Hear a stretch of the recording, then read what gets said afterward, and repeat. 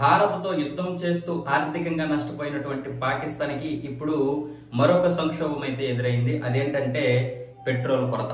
Petrol కొరత ఏర్పడడం వల్ల 48 గంటల పాటు పెట్రోల్ బంకులు అయితే బంద్ చేయించింది పాకిస్తాన్. సోమవారం ఉదయం వరకు కూడా పెట్రోల్ బంకులు ఎక్కడ కూడా తెరుచుకోవద్దని ఇప్పటికే ఆదేశాలు అయితే జారీ చేసింది. అయితే పెట్రోల్ కొరత వల్ల లేకపోతే ఈ యొక్క పెట్రోల్ ని నిల్వ ఉంచుకోవడానికి ప్రయత్నాలు తెలియదు కానీ మొత్తానికైతే శనివారం ఉదయమే ఈ యొక్క ప్రకటన అయితే వెలువడింది. ఇప్పటికే ఆర్థికంగా నష్టపోతున్నటువంటి పాకిస్తాన్ కి ఏం చేయాలో తెలియక ఒకవైపు యుద్ధం కొనసాగిస్తుంది కానీ ఇదే యుద్ధం గనక తీవ్రతరమైతే పాకిస్తాన్ మరింత కిందకి దిగజారిపోయే అవకాశాలు ఉన్నాయి. ఇప్పుడు అక్కడ ప్రజలే పాకిస్తాన్ ప్రభుత్వంపై విరుచుకుపడుతున్నారు.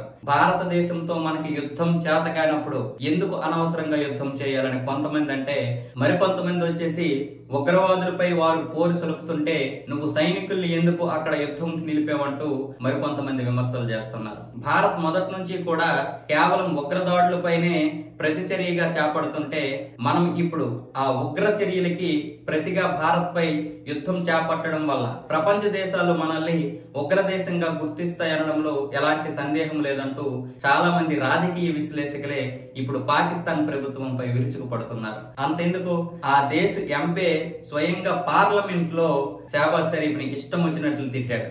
నీలాంటి పిరికి ప్రధాని ఈ పాకిస్తాన్ కి ఉండడం వల్ల మేము చేసుకున్నటువంటి దౌర్భాగ్యం అంటూ.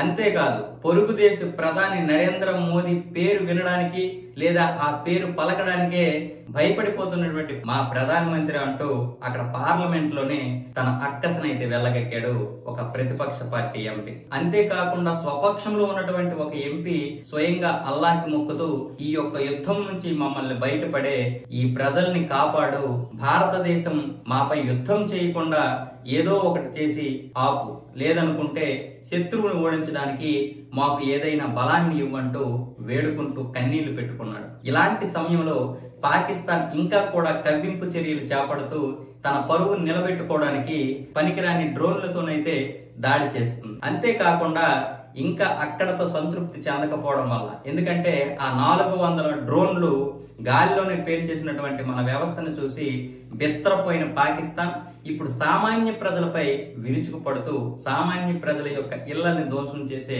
పనిలో ఉంది. ఇలాంటి పిరికి పంద పాకిస్తాన్ తో మనం యుద్ధం చేయాల్సి రావడం నిజంగా సిగ్గుచేటు. పైగా ఈ యుద్ధం ఆపకుండా పూర్తిగా సర్వనాశనం చేసేస్తే పాకిస్తాన్ ని ఇంకా జీవితంలో మన వైపు రాకుండా ఉంటుంది. ఎందుకంటే ఎలాగో యుద్ధంలో దిగాం కాబట్టి తాడో పేడో ఏదో ఒకటి జరగకపోతే ఇంకా పాకిస్తాన్ రెచ్చిపోయే ప్రమాదం ఉంది.